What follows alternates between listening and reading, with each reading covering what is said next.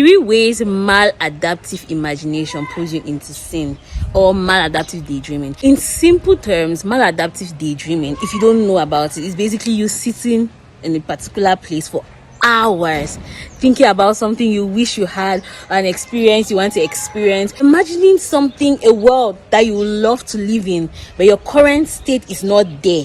That's maladaptive daydreaming in simple terms, and your girl has suffered from it. It is a very terrible place to be in, and the funny thing is that you don't even know that it's a problem. I did not, for the longest time, I didn't even know that it was a problem until I began to see it causing a strife in my relationship with God. Now, in maladaptive daydreaming, you think about something that you wish you had or you wish you could be experiencing, but your current life is not like that. So the first way maladaptive daydreaming causes you to sin or pulls you away from God is that in maladaptive daydreaming, you're building a world that you want to be in. The world is centered around you as the main actress, and you're living in it. And it is void of what God has to say about it. It doesn't take into consideration God's will for your life in it, right? You just build a world where you want things to go a particular way. Mind you, God gave us our mind. It is a beautiful space. Imagining is a beautiful thing. But you know the devil, he uses what God has given you to twist it and makes it use it as sin. You get?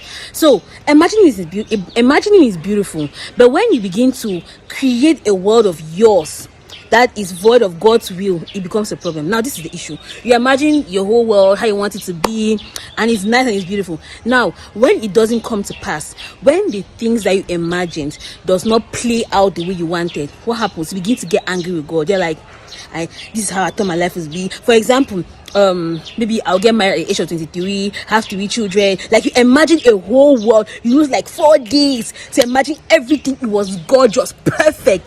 And then when you're 23, you are not married, you don't have children, you don't have this, you don't have a car.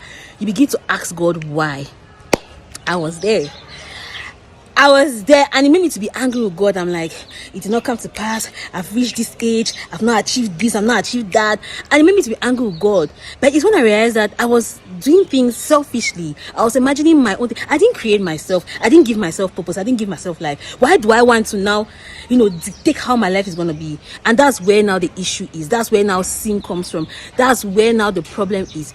Because we want to be the dictator of our lives. We are not the dictator of our lives. So that's the first place the devil catches us. When you now say, oh, I've not achieved this thing at this age, the devil's like, okay, you're now like, God does not love me. He doesn't care. I've been praying. He does not give me this. He's not giving me this. Because you imagine things the way you wanted it to be, and since he has not gone like that, you're angry with him.